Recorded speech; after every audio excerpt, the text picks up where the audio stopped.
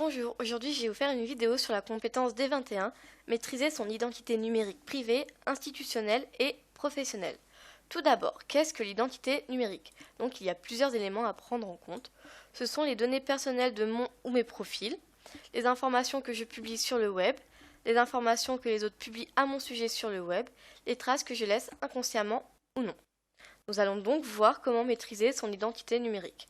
Pour cela, nous allons passer par plusieurs petits thèmes et donc l'authentification.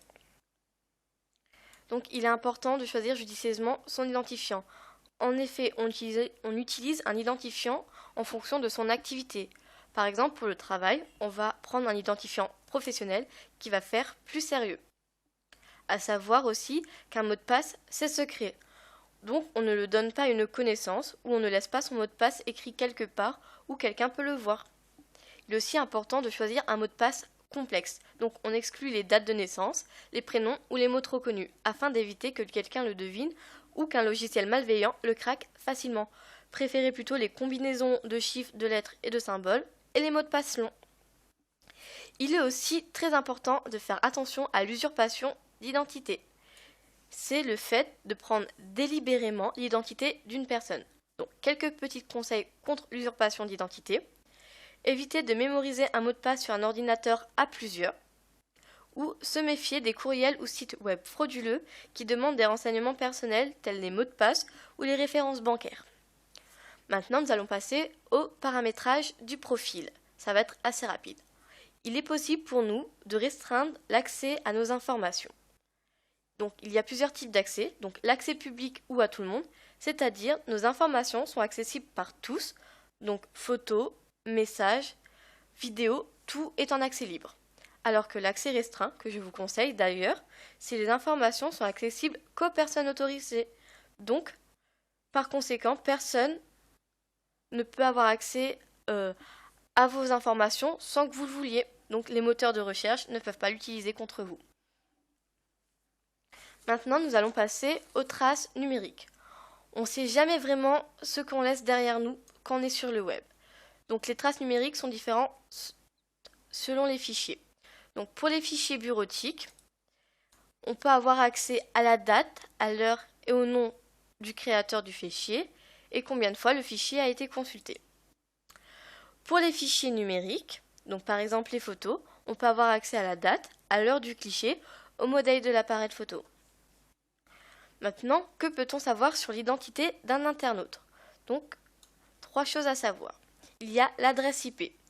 Tout ordinateur connecté possède une adresse IP. Ce sont les informations conservées pendant 1 an par le fournisseur d'accès à Internet qui permettent de vous identifier, donc vous. Donc, petit 2, consultation des pages web. Quand on consulte une page web, le navigateur récupère les données, donc texte, image, adresse IP et version du navigateur que vous utilisez, et peut ainsi suivre la navigation sur le site. Et petit 3, les cookies. Ce sont des petits fichiers avec des infos sur la navigation, donc les préférences, les types de recherche et le nombre de visites. Maintenant, je vais parler rapidement de la e-réputation ou autrement dit la réputation numérique. C'est l'image que l'on peut se faire d'une personne sur le web. Je tiens à vous mettre en garde contre le name googling. En effet, de nombreux employeurs consultent les moteurs de recherche pour avoir des renseignements sur leurs futurs employés. Donc faites attention si vous êtes en recherche d'emploi et que vous avez quelques photos pas très pro qui traînent sur internet de vous, faites attention. Maintenant, je vais vous donner quelques petites astuces pour savoir maîtriser son identité numérique assez facilement. Tout d'abord, savoir où on se situe sur le web.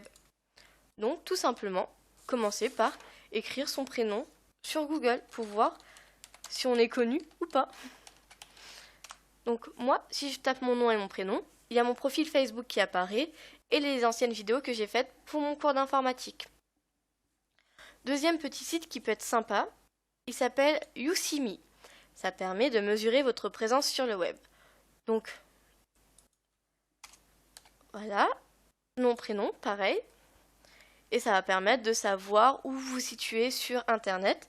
Donc pour ma part, je sais qu'il n'y a pas grand-chose sur moi sur Internet, à part mon compte Facebook. Donc voilà, mon compte Facebook et pareil, les vidéos que j'ai faites sur le cours d'informatique. Il est aussi important de bien gérer ses paramètres de confidentialité sur les réseaux sociaux tels que Facebook.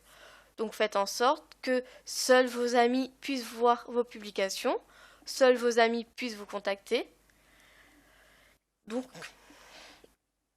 faites attention à tout cela et je crois que c'est tout pour ma vidéo. Merci beaucoup d'avoir écouté et regardé ma vidéo et à la prochaine fois.